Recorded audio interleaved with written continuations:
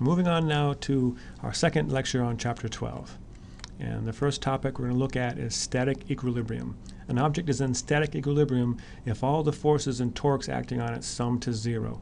So this will be something like the ladders we were looking at in last lecture, or a bridge, something that is not accelerating, it's not moving, and so we know that all the forces and all the torques have to add up to zero. So you have three equations, that the forces in the x direction add up to zero, the net force in the y direction, and the net torque all add up to zero. Now, if an object is in static equilibrium, the torques and forces must sum to zero. One way I think is nice to think about that is that the positive torques have to equal the negative torques, and the positive forces have to equal the negative forces. So we'll apply this and see if this can help. Now, one little thing that that can be really handy is that we have to pick our axis of rotation. So for objects that are in static equilibrium, we can choose any point as the axis of rotation. There has to be some point that's our imaginary axis in order to calculate torques.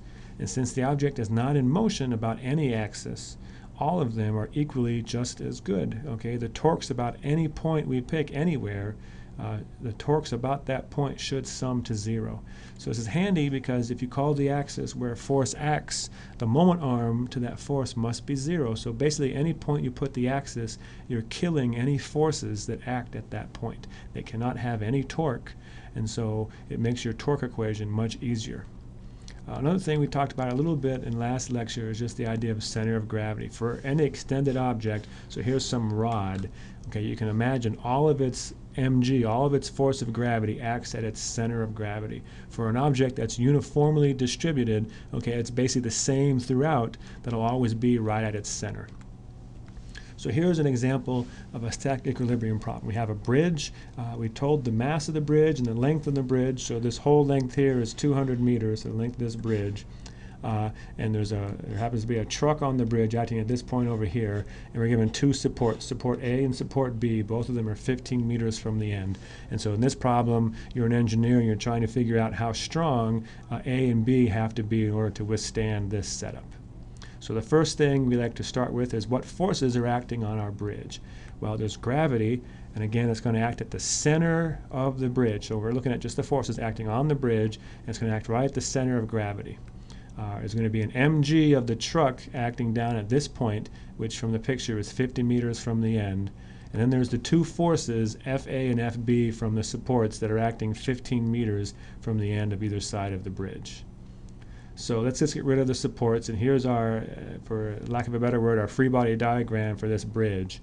And so it's 100 meters, the length to mg there. And so if we look at our positive forces equal our negative forces, in this case, you can write that as the force of A plus the force of B have to basically equal the weight of the bridge and the weight of the truck. And again, the truck is, the weight is acting where the truck would be. And so since it's forces, these have to balance. Now we have two unknowns, Fa and Fb, so we have to have a little bit more information to solve this. But this equation will be handy, so we'll keep it here and bring it back in a little bit. So now let's just take a second, and I've decided to make the axis of rotation over here at the red dot. Okay, now I want you guys to figure out the torques. Okay, so the torque positive goes to torque negative for the bridge about this axis. So try to figure out which equation is correct, and we'll talk about it in a little bit. Okay, so for me, so that's the axis there. All right, I come out with equation C as being the correct equation. So let's go through and see how this makes sense. So again, this is our axis over here. All right, and so we're going to have a torque positive equals torque negative. Now, in this case, the positive, so again, Fa is at the axis. So Fa can apply no torque. So Fb is the force that applies the torque. And that's going to be the positive torque because that would be the counterclockwise. And we look at the distance from Fb to the axis. Okay, what's that distance going to be? Well, it's going to be 170 meters. Because it's basically 200 minus these two 15s, which is 30, so it's 170. The two forces doing a negative torque would be the mg of the bridge and the mg of the truck. And so like the distance here for mg of the bridge is going to be 100 minus 15, okay?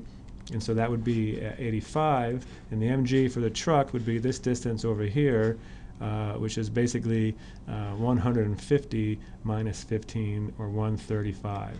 And so these distances are the distance from where our force is acting to the axis. And they're the radiuses. This is the radius here for mg of the truck. This is the radius for mg of the bridge. And this is the radius for FB.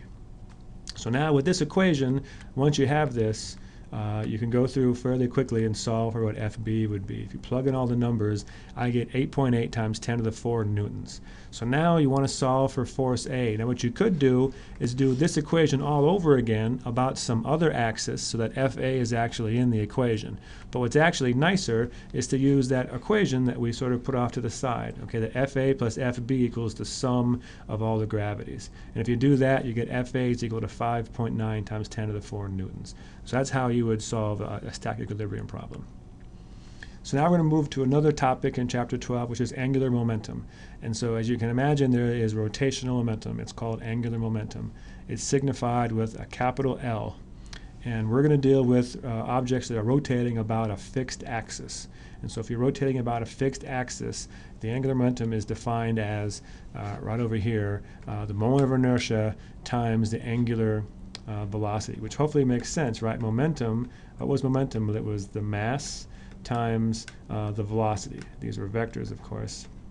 So that's the same thing here. Okay, our rotational version of mass is the moment of inertia, and our rotational version of velocity is the angular velocity, omega. So again, it's very analogous to our old equation. The units here would be kilogram meters squared per seconds. And again, this is the analog to linear momentum. So this is our definition, and then it is a vector, and so it has a sign. It's either positive or negative, depending on whether the rotation is counterclockwise or clockwise. Okay. So let's look here. Here's an example, and give it a try. Here's a solid disk of mass 4 kilograms and radius 0.15 meters, rotating constantly once every 2 seconds. What is its angular momentum? Think about this, and we'll let you know in a second. Okay. For this one, I come out with answer B. So angular momentum about a fixed axis is the I times the omega. The I, this is a solid disk, and so if you look up in your book, it's 1/2 mr squared. When I plug in the values of m at 4 kilograms and 0.15 meters, I get 0.045 kilogram meters squared. The omega is the change in angle over the change in time, and so it says that it goes around once in 2 seconds. So the total angle would be 2 pi radians for 2 seconds. That's probably the harder part. So that means omega is pi radians per second. You put these together and you get that the angular momentum is 0.14 kilogram meters squared per second. Now, angular momentum is going to be similarly to linear momentum, will be very important to us in some cases, the cases where it happens to be conserved. So let's try to think about that. So if we start with Newton's second law for rotations, the torque net equals the moment of inertia times the alpha. Okay, you get that the torque net equals the moment of inertia. Now, alpha is the change in omega over the change in t. Now, if I'm doing this for a case where the moment of inertia doesn't change, all right, I get this example here, that the torque net equals the change in I omega over the change in time, which is just our angular momentum. And so we get a very similar equation to what we got for momentum, saying that the torque net equals the change in angular momentum over the change in time. And so we can use this to find out when angular momentum can be conserved. And basically the way that it works is if there's no outside torques, angular momentum will be conserved, similar to sort of how it worked for linear momentum. And so if we take this equation that we think about it the same way we did with linear momentum, we break down the torques into external and internal. And so if we're doing for a system, all the internal torques will cancel and we'll only be left with external torques. And those equal delta L over delta T. And so when the external torques equals 0, delta L over delta T equals 0. Which basically means delta L equals 0, or L final minus L initial equals 0, or they're equal to each other, and so angular momentum does not change. It's conserved. And so our fundamental law, basically, the angular momentum of an isolated system is conserved. So whenever you have a system that has no external torques acting on it, so there's no external torques, there's no force that's making an external torque on your system, you can conserve the angular momentum. And this is there's a lot of examples of this. The classic example And okay, before we get to that, just the actual equation for that is similar to what we had for a conservation of linear momentum. So these two are equal. The initial equals the final, and it's basically the sum of these guys is equal initially and finally. And if you only have two objects, it would look something like this here. So the I omega initial, the sum of those is equal to the I omega final. So for a case where you only have two objects, which is generally how this, the most we usually have, you'll have an equation kind of like this here.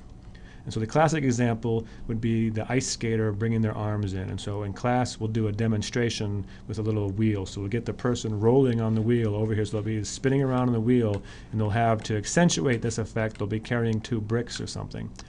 They'll bring their arms in with the bricks. Okay, and so what they're doing is the moment that, the angular momentum is sort of the moment of inertia times omega. So when they bring their arms in, their moment of inertia decreases. And what happens is their omega will increase. And since it's bricks, it'll be quite a significant increase. Here's a little equation how that works. So here's an example of an angular momentum conservation problem. So we have two disks, identical disks of mass m and radius r. Initially, one's rotating with an initial angular velocity omega initial. And so it's down here rotating here. And what happens is you drop another identical disk strictly on top of it. And so there are torques acting, but it's basically friction between these two guys, and they're all internal torques. And so these things are basically acting on each other, and eventually the two disks will rotate with the same speed, the same angular speed. We want to solve for what that is. So give us a try and we'll talk about it. Okay, so the answer I get is 1/2 omega initial. And so basically, the way this works is there are, again, no external torques acting. It says an isolated system, so angular momentum will be conserved. And so initially, the total angular momentum is due only to the disk on the bottom. So initially, it's just I1 omega 1. And now for our setup, that would be a disk, a solid disk of 1/2 mr squared. And then the angular velocity is just omega initial.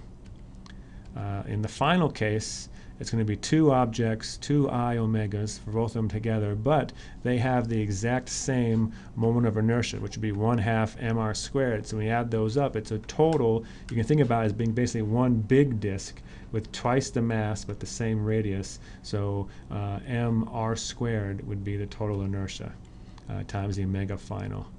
And since these have to be equal, you set them equal to each other, and you get that the final velocity, angular velocity, 1/2 the initial angular velocity. And the one thing that's nice to do here is to calculate your kinetic energy, since we know that kinetic energy is 1/2 the inertia times omega squared. And if we do that initially, we get 1/4 mr squared times initial angular velocity squared. If we do that in the second case, remember there's two of them in the second case, if we do that, we get 1/8 mr squared. And so what's happened is this is an inelastic rotational collision. Okay, so K is not conserved, and that's because there was friction acting. When these things are rubbing up against each other, there was friction, you lost some energy due to heat, and so energy was not conserved, but angular momentum was. So in class, we'll talk more about this and do some more examples learning about this concept.